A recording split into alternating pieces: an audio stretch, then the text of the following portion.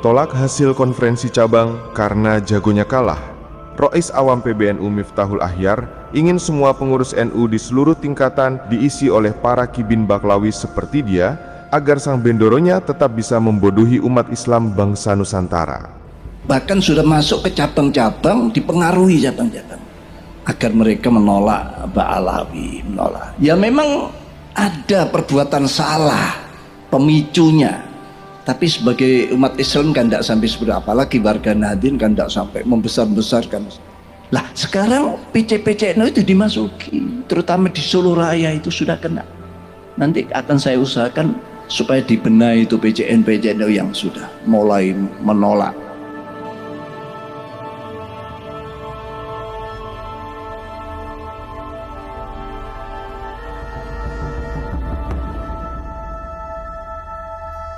Terpilihnya kembali Ketua PWLS Kiai Mubarok sebagai Ketua Cabang Nahdlatul Ulama Kabupaten Wonogiri sepertinya menjadi dinamika baru dalam polemik nasab kaum Baklawi Yaman di dalam tubuh Nahdlatul Ulama, yang mana dengan terpilihnya kembali Kiai Mubarok sebagai Ketua NU di tingkat cabang membuat Rois Awam PBNU Miftahul Ahyar yang selama ini sangat getol membela kaum Baklawi Yaman sangat murka, hingga ia tak mau menerima hasil konferensi yang sudah dilaksanakan melalui aturan yang sah dan malah mengeluarkan surat instruksi agar konferensi diulang sebab calon yang dia jagokan sama sekali tidak memenuhi syarat maju sebagai calon ketua.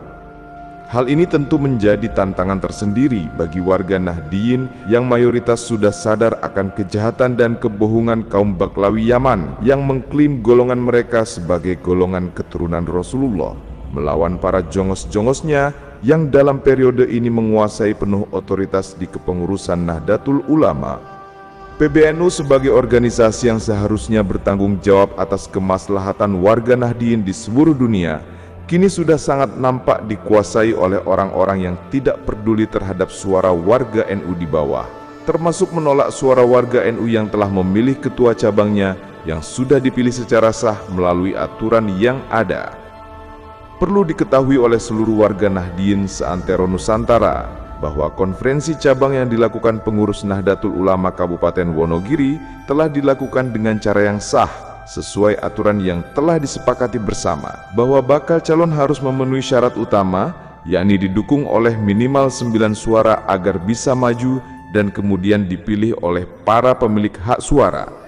Pemilik hak suara di konferensi cabang tentu adalah pengurus MWC tingkat kecamatan, yang mana dari ketiga nama bakal calon yang ada, hanya Kiai Mubaroklah yang memenuhi syarat utama, yakni didukung oleh 15 suara, sementara calon lain termasuk jagonya PBNU hanya didukung masing-masing 5 suara saja. Dan karena itulah Kiai Mubarok kemudian ditetapkan secara aklamasi menjadi ketua.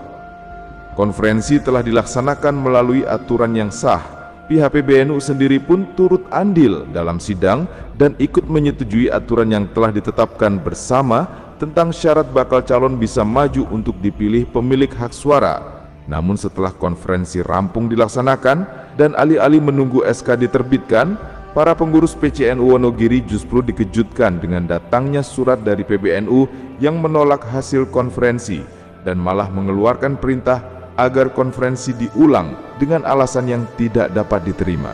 Bahwa pelaksanaan konferensi berjalan dengan baik, lancar, tidak ada halangan apapun. Akan tetapi pada hari yang kemarin saya terkejut dengan adanya surat dari PBNU yang menyatakan bahwa ketua terpilih harus diganti atau diadakan konferensi ulang. Nah, ada 3 calon yang maju, yang 2 mendapatkan 55, kemudian saya mendapatkan 15. Artinya hanya 1 calon yang bisa maju untuk tahap berikutnya, cuma saya. Maka karena kedua calon tidak memenuhi syarat minimal suara, yaitu 9, maka saya ditetapkan sebagai ketua secara aklamasi. Padahal pada saat konferensi yang hadir pada saat itu juga ketua PBNU dan Katib Suriah PBNU yang memimpin langsung, dan administrasi persyaratannya juga sudah diteliti dan tidak ada masalah dan dinyatakan bisa dilanjutkan. Namun surat yang datang itulah yang menjadi saya jadi terkejut. Mengapa demikian? Karena sudah lama kita nanti SK nggak datang. Ternyata yang ada adalah surat cinta yang berujung untuk mengadakan konversi ulang.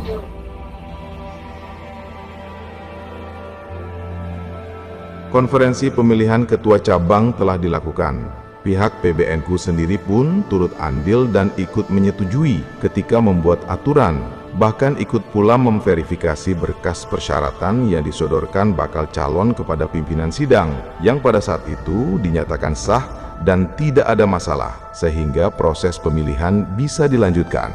Namun ketika konferensi sudah rampung dilaksanakan, pihak PBNU justru ogah-ogahan menerima hasilnya dan malah meminta konferensi dilaksanakan ulang. PBNU adalah organisasi keumatan, bukan partai politik yang pimpinan tertingginya bisa berbuat sewenang-wenang kepada bawahannya, bisa memecat dan menempatkan orang-orangnya di posisi manapun sesuai kehendak pemimpin tertingginya. Jika Kiai Mubarok dianggap tidak memenuhi syarat karena merangkap jabatan di organisasi lain di luar Nahdlatul Ulama, maka silakan hitung saja, ada berapa pengurus PBNU yang merangkap jabatan di luar kepengurusan Nahdlatul Ulama? Dan jika itu dianggap melanggar aturan, mengapa tidak sekalian mereka dipecat semuanya?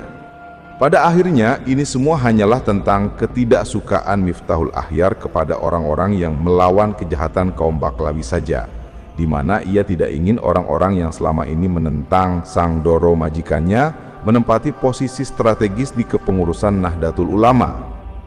Sangat nampak bahwa ia ingin kepengurusan NU di segala tingkatan diisi oleh kibin-kibin Baklawi Yaman semuanya, supaya kelak tidak ada lagi pengurus struktural NU yang menginstruksikan kepada warganya untuk menentang kaum Baklawi yang sudah berlaku sangat zalim kepada umat Islam pribumi Nusantara. Atau bisa jadi juga bahwa ini adalah bentuk peringatan dari Miftahul Akhyar sebagai Rais Am kepada seluruh pengurus Nahdlatul Ulama dimanapun dan di tingkat apapun ia berada. Jika sampai berani bersuara menentang kejahatan kaum Baklawi Yaman, maka pengurus pusat bisa dengan sangat mudah menyingkirkannya, sehingga ia tidak akan mendapat posisi apapun dalam segala lini dalam kepengurusan Nahdlatul Ulama. Kita sangat berharap persepsi ini salah. Sebab jika persepsi ini benar adanya, maka jelas itu adalah bentuk pembungkaman terhadap suara kritis warga Nahdien di bawah yang sangat tidak pantas dilakukan oleh pimpinan tertinggi Jam'iyah Nahdlatul Ulama. Perjuangan Wali Songo Indonesia memang bukan bagian dari struktural kepengurusan Nahdlatul Ulama, tapi bisa dipastikan perjuangan Wali Songo Indonesia isinya adalah orang-orang NU semuanya yang selama ini menahan rasa sakit yang sangat luar biasa atas segala kejahatan kaum Baklawi terhadap kaum pribumi Nusantara.